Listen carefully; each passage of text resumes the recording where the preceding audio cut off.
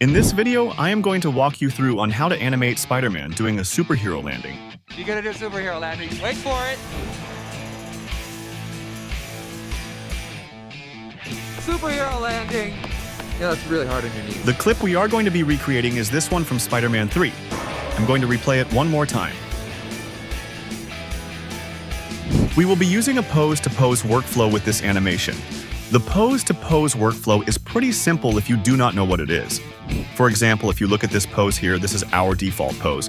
Now if we add a new pose, it flows into the new pose. This is the pose-to-pose workflow, and we can add details and additional animations in between poses to sell the animation better. The first thing to do would be to determine how long the animation is. In this case, this clip is about 130 frames long. Before we proceed, let's break the poses down in this clip. In the first frame, you have Spider-Man almost completely off frame. In the second pose, which is on the 6th frame of the animation, we can see that his feet make contact with the floor. So this would be an important pose to note down. The third important pose would be the main landing pose, which takes place on the 15th frame.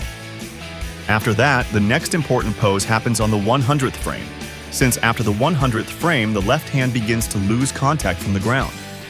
To end of this animation, we have the last pose, which is where the animation ends, on the 130th frame. In total, we have about 5 poses to animate, and we know the timing between each poses, so let's get to it. I have my scene opened up in Blender, and before I start animating, I'll replace the scene with a proxy scene just to make it easy for my PC to process everything, replacing the background with a cube. This shot is part of a longer skit I am working on, which you should see soon on the channel. With that done, I'm going to start posing Spider-Man to the main pose, and I'll build out the rest of the animation from there. The main pose is the third pose, which starts at the 15th frame. As you can see, I keep going back and forth from YouTube. Horrible way to switch between reference. If you're stupid like me, do the same by all means. I'm going to speed through the animation process.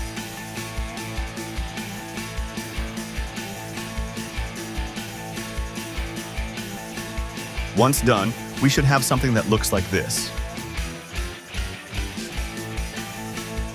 From here, I'll go back to the first frame and build out the first pose, then the second pose on the 6th frame.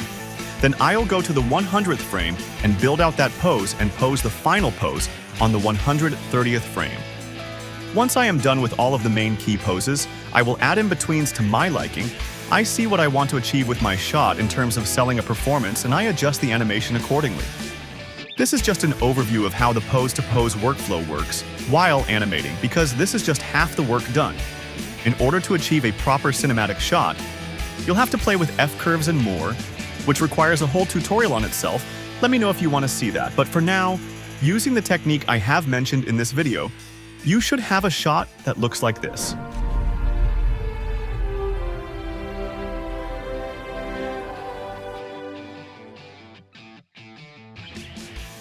If you liked this video, you should watch this one where I created a symbiote Spider-Man animation using VFX. Thanks for watching.